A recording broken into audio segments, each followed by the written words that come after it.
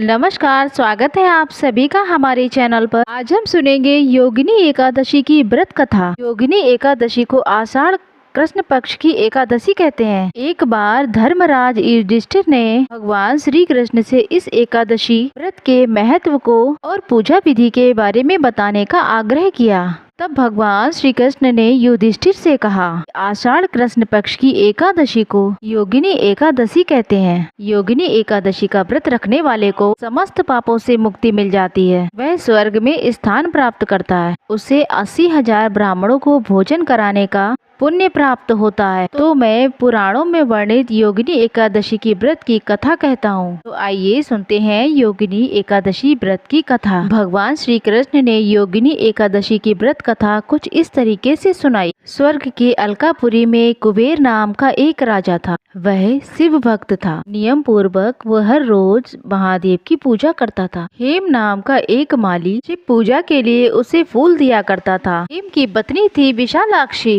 वो बहुत ही सुंदर थी। एक दिन हेम मानसरोवर से फूल लेकर आया तो वह घर पर आने के बाद अपनी पत्नी के साथ हास्य विनोद करने लगा और उसके साथ रमण करने लगा। वहीं दूसरी तरफ राजा कुबेर हेम के पुष्प लाने का इंतजार करता रहा। दोपहर हो गई लेकिन फिर भी हेम नहीं आया। उसने सिपाहियों को माली के घर भेजा ताकि वो पता लगा सके आखिरकार माली फूल लेकर क्यों नहीं आया। तब सिपाही जब हेम के घर से वापस लौट कर आए और राजा को बताया, हेम नीच प्रवृत्ति का है, वह अतिकामी है, वह अपनी पत्नी के साथ रमण कर रहा है। तब राजा कुबेर ने हेम को दरबार में बुलाया। वह डर से कांप रहा था। तब राजा ने क्रोध में कहा कि तुम पापी और अधर्मी हो, शिव पूजा के लिए फूल लेकर नहीं आए, तुमने भगवान भोलेनाथ का अनादर किया है, तुम श्राप के अधिकारी हो। तब राजा ने हेम को श्राप दिया, वो पृथ्वी लोक पर जाकर के कोढ़ी होगा और अपनी पत्नी का वियोग सहन करेगा।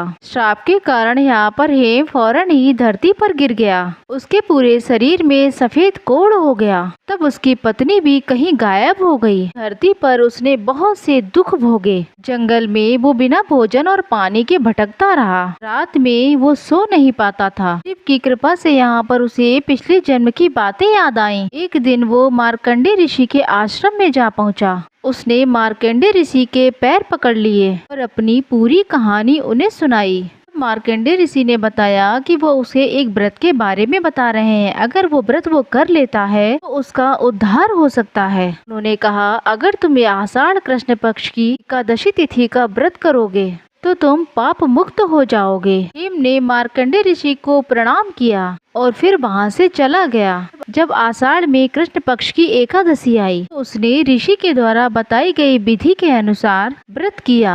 भगवान विष्णु की कृपा से उसका कोढ़ ठीक हो गया और तब वह अपने पूर्व स्वरूप में आ गया। के बाद वो अपनी पत्नी विशालाक्षी के साथ स्वर्ग में सुख पूर्वक रहने लगा। तो ये थी योगिनी एकादशी की कथा। आपको ये कथा कैसी लगी कमेंट करके जरूर बताइएगा।